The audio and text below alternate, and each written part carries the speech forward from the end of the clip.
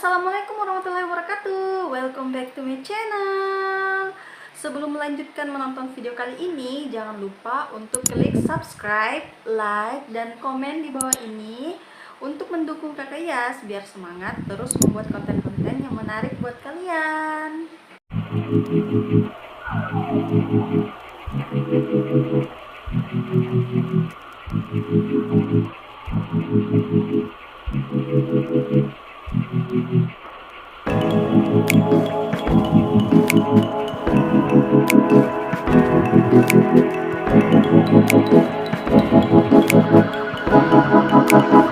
Oke, jadi kira-kira hari ini kita bakalan bahas apa? Nah, jadi akhir-akhir ini Kakak Yas itu tertarik dengan sebuah pembahasan di sekitar rumah Kakak Yas ya. Katanya ada tanaman yang dulunya dianggap liar, sekarang merupakan tanaman ekspor. Tanaman ekspor, kira-kira apa ya? A few moments later. Porang. Ada yang pernah dengar kata porang? Yaps, porang itu merupakan kayak sejenis umbi-umbian begitu. Jadi tanamannya itu agak besar ya tanamannya. Terus dulu itu dianggap tanaman liar. Jadi porang ini dulunya dianggap tanaman liar, banyak tumbuh di hutan-hutan. Tapi akhir-akhir ini tanaman ini dianggap sangat bernilai jual tinggi. Karena apa? Katanya umbi dari tanaman ini bisa diolah menjadi tepung-tepungan yang yang bernilai tinggi dan berserat tinggi. Kira-kira seperti apa ya? Jadi hari ini kita bakalan ngebahas apa hasil olahan dari porang. Jadi jangan kemana-mana, check it out. Nah, jadi produk porang yang hari ini akan Kakak Yas review yaitu ada mie kering shirataki. Yaps. Ini ada mie kering shirataki dan ada beras shirataki. Kalian bisa lihat. Ini ada beras shirataki. Oke, jadi di sini ada dua produk ya. Jadi di tangan Kakak Yas sekarang ada dua produk hasil olahan dari umbi porang ini. Nah, jadi setelah umbi porang itu diolah, dia nanti akan menghasilkan tepung-tepungan yang akan dibuat untuk memproduksi berbagai jenis makanan. Tetapi yang paling laris dan paling menonjol akhir-akhir ini yaitu ya ini mie kering shirataki dan beras shirataki. Nah, di sini kalau untuk jadi Kakak Yas akan nge-reviewnya satu-satu ya. Oke? Nah, jadi untuk beras shirataki ini kalian bisa lihat tekstur berasnya itu kayak bukan seperti beras ya. Jadi dia teksturnya itu kayak biji-bijian. Tuh, kalian bisa lihat tidak? Kayak kristal-kristal. Ya kan? Berasnya itu kayak kristal-kristal seperti ini. Jadi dia bukan berbentuk beras ya. Jadi beras shirataki itu tidak berbentuk seperti beras yang berupa bulir-bulir begitu, enggak. Jadi dia kayak apa ya,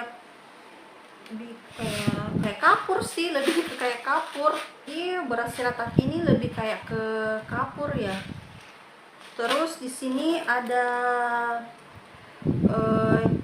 ini ada mereknya shirataki rice low calories ya. Jadi ini ada bacanya low calories, kalian bisa lihat low calories, gluten free, zero sugar. Wow, jadi ini zero sugar ya. Jadi untuk yang diabetes cocok mengkonsumsi beras ini.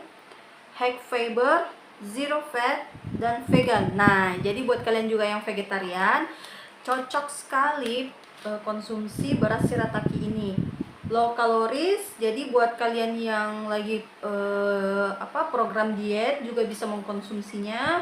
Gluten free, zero sugar, high fiber, zero fat, dan vegan. Nah, untuk yang di tangan Kakak Yas ini, jadi Kakak Yas itu order yang 250 gram. Jadi di sini ada yang 500 gram juga, ada 1 kilo juga. Terus jadi di labelnya ini ada cara masaknya. Nah, terus untuk cara masaknya, campur 100 gram beras shirataki dengan 300 sampai 400 ml air. Ya, mililiter air. Masak dengan rice cooker. Resep untuk 1 cup. Jadi 1 cup itu bisa menghasilkan 3 mangkok nasi. 3 mangkok nasi ya, antara beras konnyaku atau beras putih atau merah. Nah, jadi beras shirataki ini kalian bisa campur juga dengan beras putih biasa yang seperti kalian konsumsi, atau beras merah. Nah, untuk perbandingannya 3:1. Jadi 75 gram beras putih atau beras merah dibanding 25 gram. 25 gram itu untuk beras shiratakinya. Nah, kalau untuk 1:1, 50 gram beras putih atau beras merah berbanding 50 gram beras shirataki. Nah, ini yang sangat direkomendasikan ini untuk gramnya ya, ini sangat direkomendasikan. Terus untuk 1:3, jadi untuk beras putihnya 25 gram, beras shiratakinya 75 gram. Nah, tapi yang sangat direkomendasikan itu 50-50, jadi 1:1. Lebih bagusnya lagi 1:1. Tapi iya sih, kalau 1:1 kan lebih bagus. Jadi ibaratnya sudah seimbang gitu kan, seimbang dia. Oke. Contoh, 1 cup beras yang sudah dicampur, satu setengah cup air. Jadi kalau jadi berasnya itu kalau kalian mau masak, beras putih atau beras merah yang kalian biasa konsumsi itu dicampur beras shirataki ke dalam, lalu kalian ubek-ubek diaduk begitu kan, dicampur, terus kalian masukkan 1,5 cup air. Jadi jangan juga terlalu lembek karena nanti dia bisa hancur, karena beras shirataki ini kan terbuatnya hanya dari tepung-tepungan begitu. Terus cuci beras dan masukkan ke dalam rice cooker. Nah, jadi untuk yang mau mengkonsumsi beras shirataki ini, sebaiknya kalian campur dengan beras putih. Jadi dia tidak bisa kalau langsung dimasak tanpa dicampur dengan beras lain seperti itu. Ini kan berbeda seperti beras yang kita konsumsi pada umumnya. Jadi ada baiknya kalau kalian mencoba sedikit-sedikit saja dulu. Nanti kalau sudah terbiasa, baru kalian bisa menambah tuh untuk mengkonsumsinya. Kayak hari ini konsumsi sekali, terus besok jangan dulu lagi, terus lusa lagi. Jadi kalian buat happy saja, maksudnya kalian pelan-pelan saja mencobanya gitu. Tapi pengalaman sih, karena kebetulan Kakak Yas itu punya teman ya, jadi dia tuh untuk dietnya dia makan beras shirataki. Kalau Kakak Yas biasa lihat, dia itu cuman masak sedikit sekali, dia masak sedikit sekali terus campur beras, tapi lauknya dia banyakin. Dan saya tanya gimana rasanya tuh ya biasa kayak beras pada umumnya, tidak ada rasa-rasa apapun begitu. Oke, next kita bakalan lanjut nge-review produk kedua, yaitu mie kering shirataki, atau biasa kita bilang ini apa ya, kalau di Indonesia sih biasanya kalau mie seperti ini dibilangnya bihun ya, bihun. Biasanya dibilang bihun. Nah, jadi mie shirataki ini diproduksi di PT Ambiko Pasuruan, Indonesia. Nah, ini jadi dia diproduksinya di Indonesia ya, dan ini sudah juga ber-BPOM tuh. Nah, ini kalian bisa lihat. Jadi buat kalian yang mau mengkonsumsinya ya. Kalau yang ini kakaknya sudah pernah coba. Jadi mie-nya itu teksturnya kayak kenyal-kenyal. Kenyal-kenyal ya. Jadi teksturnya itu kenyal-kenyal. Terus lebih enak sih kalau buat kakaknya sih ya. Lebih enak sih daripada bihun atau laksa. Kalau kakaknya sih lebih suka ini mie shirataki. Nah, jadi di sini untuk informasi nilai gizi, takaran sajinya itu 25 gram. Jumlah saran per kemasan itu 10. Nah, terus jadi di sini wow. Ternyata mie kering ini serat pangannya 1 gram. Lemak 0, protein tidak ada, karbohidrat cuma karbohidrat 5 gram atau setara dengan 2%. Natrium 0, serat pangan 4%. Wow. Jadi dengan mengkonsumsi mie ini juga kalian bisa kenyang ternyata. Nah, terus di sini ada mie kering shirataki hasil olah. Nah, ini kan ada jelas tuh hasil olah umbi. Hasil olah umbi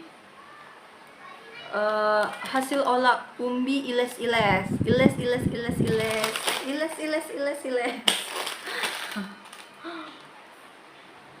Nah, jadi untuk komposisinya itu ada gula, air, tepung iles-iles, tepung tapioka itu.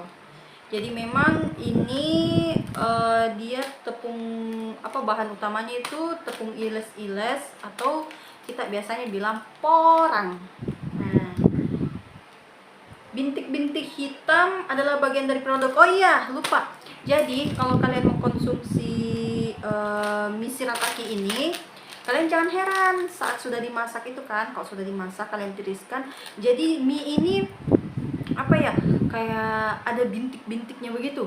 Jadi dia kan kalau sudah dimasak warnanya itu bening begitu kan, bening sekali, lebih bening lagi dari bihun sama laksa. Terus diantara warna beningnya itu nanti ada kayak bintik-bintik hitam begitu. Jadi kalian jangan takut ya, itu bukan karena kadaluarsa atau berjamur, tapi memang itu dari mie-nya. Nah, terus cara penyajiannya, shirataki sebelum dimasak ditiriskan terlebih dahulu dengan air mendidih. Disajikan dengan bumbu dan sayur sesuai selera. Nah, jadi kalau kalian mau mengkonsumsi mie shirataki ini, bagusnya kalau kalian masak dulu gitu kan, masak biasa.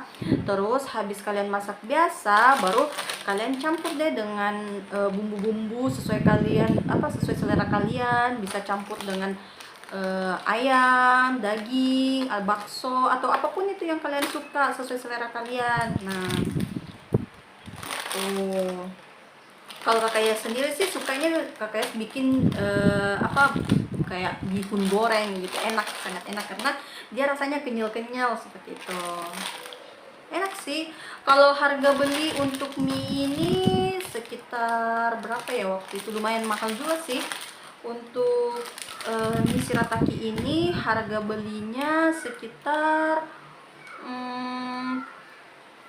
20-an 30-an ya waktu itu pun kakaknya belinya di Shopee. Nah, kakaknya belinya di Shopee. Kalau untuk beras shiratakinya juga kakaknya beli di Shopee.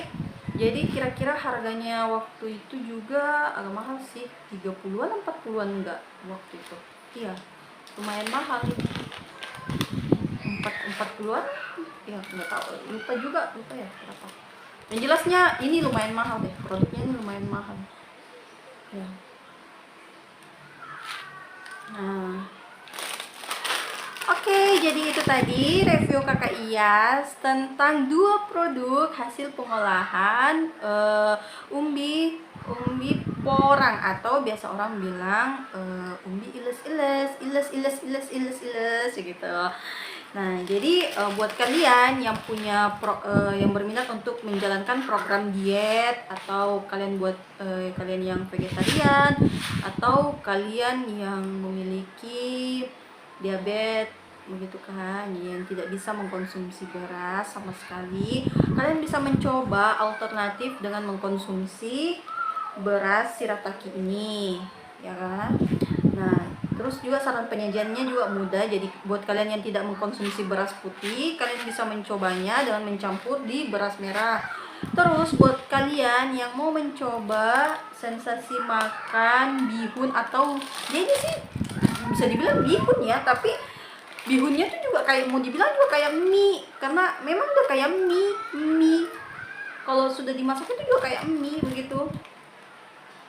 Ya kalian bisa coba, ini juga enak sih, enak banget betul. Apalagi kalau campur ati ayam gitu kan. Oke guys, jadi itu tadi 2 produk hasil pengolahan dari umbi porang. Jadi buat kalian yang sekarang lagi menanam atau membudidayakan tanaman porang ini, Kakak doakan semoga hasil budidayanya berkembang dengan baik dan sukses ya, karena harga jual hasil olahan umbi ini juga bisa dibilang cukup mahal ya, karena bisa apa Kakak Yas bandingkan, untuk satu mie begini saja ini harganya 30-an ribu loh, 30-an 40-an gak waktu itu Kakak Yas beli. Nah, bayang tidak berapa banyak orang-orang yang memproduksi mie ini membutuhkan bahan pangan umbi-umbian porang. Nah, jadi kira-kira kalian bisa pikirkan, jadi hasil apa ya, kayak hasil budidaya porang itu bisa terus-terusan bernilai. Oke guys, jadi itu tadi video Kakak Yas tentang umbi porang. Nah, kira-kira kalian tertarik untuk menanam dan membudidayakan lebih banyak lagi? Oke, apapun itu, semoga itu yang terbaik keputusan kalian ya. Jadi intinya satu sih, cuman fokus. Kalau kalian fokus, oke, apapun yang kalian kerjakan itu ya pasti akan menghasilkan, ya kan? Tapi kalau kalian ya sedikit-sedikit berubah ya kan, ya nggak bakalan kelihatan hasilnya. Jika kalian suka dengan video ini, kalian bisa klik like, share, dan komennya. Kalau ada salah kata mohon dimaafkan ya. Dan jangan lupa subscribe ya, biar kita saling mengenal. Next video, bye.